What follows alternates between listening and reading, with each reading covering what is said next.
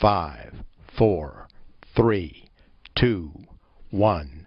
Main engine start, 0, and liftoff of the Atlas V with Curiosity, seeking clues to the planetary puzzle about life on Mars. The program is in right on time. Thrusters have been re-enabled. We will control our attitude on shoot. We are decelerating. Wrist mode under our tank parachute accelerated and descending. We are at 150 meters per second.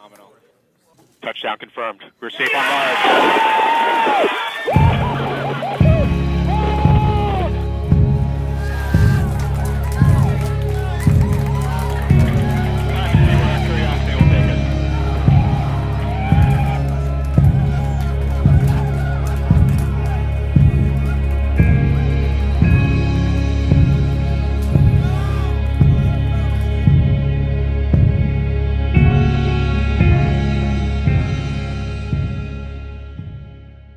When you look at how they landed on Mars, you might think that it's kind of crazy.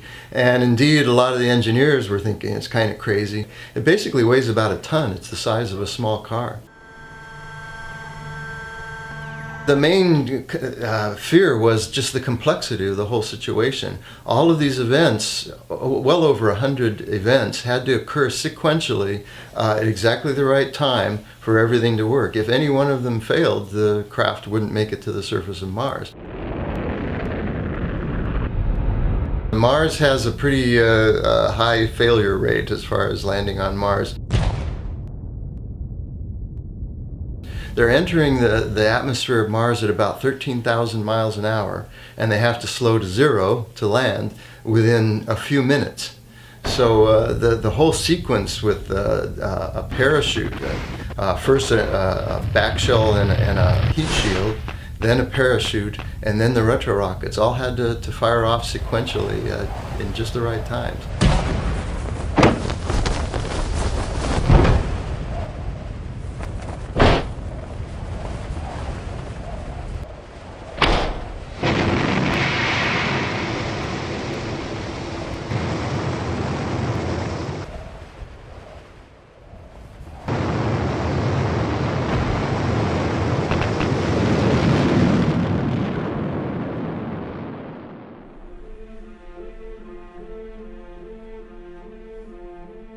As a geologist, what's really exciting is the rover's capability to really look at the different layers of rock in Mount Sharp and Gale Crater. We're going to learn a lot about the early history of Mars by looking at the layers one by one as we go through them. One of the neat things that goes along with the cameras is a laser that actually will zap rocks and vaporize them, and then the cameras can look at the vapor that comes off and analyze the rocks at a distance, so you don't even have to touch the rocks to get an analysis. It has a chemistry lab inside, which is a real big step compared with the other rovers. We can analyze the chemistry of the rocks and look at different mineral signatures that way. I think it's worth the cost for a variety of factors. Some of them are just the fact that we have to boost technology, invent new things to go to Mars, and those kinds of things get back into aerospace and other parts of our technological future. Other things are a little less tangible, like the impulse to explore. This one is very complex and expensive, but we believe the bang for the buck is worth it.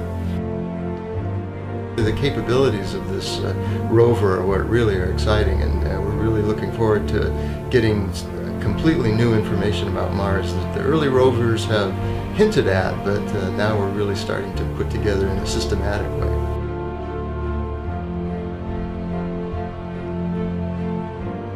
I think exploring Mars is something that people just have innately an interest in exploring a new world. I think children and people interested in science and math will kind of understand that it takes a lot of understanding of science and math to go to a place like that, and then to understand what we're learning about the place. So I really do hope that it incites children to get more into science and math.